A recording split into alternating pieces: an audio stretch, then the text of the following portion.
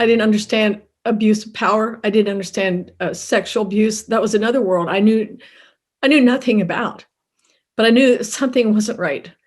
And I left his office and I determined that I would never tell anyone in the church because he was loved by everyone in the church. And so I decided I would keep that my secret and I would never tell anyone. But little did I know that secret kept me enslaved for 7 years of abuse with him, 6 years of actual physical abuse, and then many, many more years emotional abuse that I didn't know what to do with. I was broken. At the end of those 7 years, I weighed 90 pounds. I hated who I was. I knew 3 things.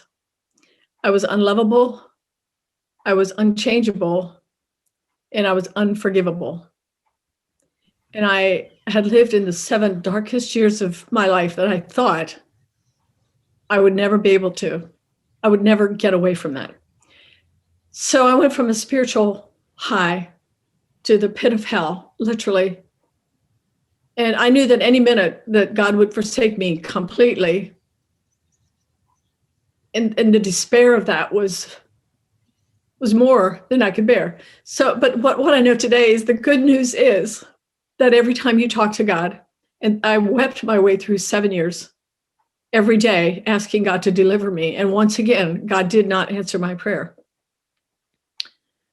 So how did I get from there to where I am today? Well, wow. It's the best part of my story, but I have to tell that part of my story so that people understand that there's hope for them no matter where they're at. It doesn't matter how low you are today. It doesn't matter. I mean, it matters.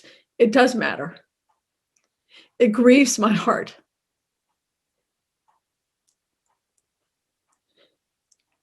I feel the pain of people who are stuck in a place where they feel like they're prisoners to that, because it's what you feel like there is no way out. You love God, but you don't trust him, and you don't know how he's going to come to your aid, how he's going to rescue you from whatever it is that you're struggling with. It could be a divorce. It could be the death of a child. It could be abuse. It could be a financial.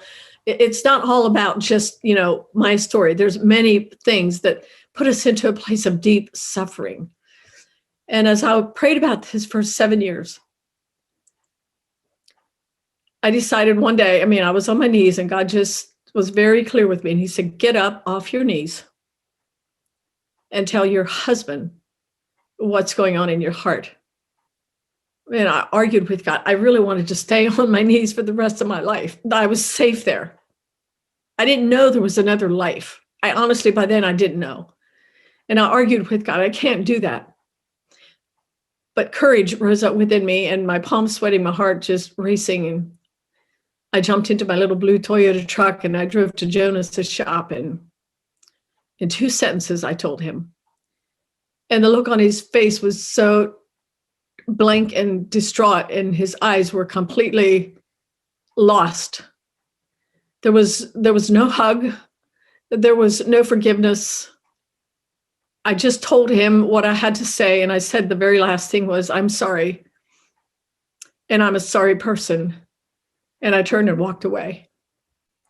And for 6 hours, I knew that Jonas was either never coming back, or if he came back, that he would say that we're going to get a divorce, because that was the lie that I believed for 7 years. I knew without a shadow of a doubt, if he finds out, then he'll divorce me. And I told you earlier that we're married 52 years. So